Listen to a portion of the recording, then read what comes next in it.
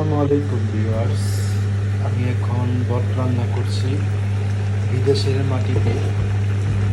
তো আপনারা দেখেন, সুস্বাদু। যারা যারা পছন্দ করেন তারা তারা শেয়ার এবং লাইক করবেন।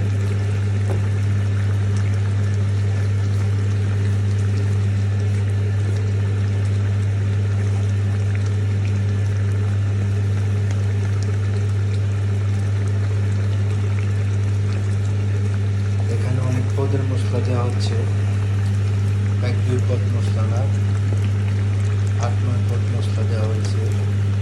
হালকা পরিমাণ পানি দেওয়া হয়েছে, তেল দেওয়া হয়েছে।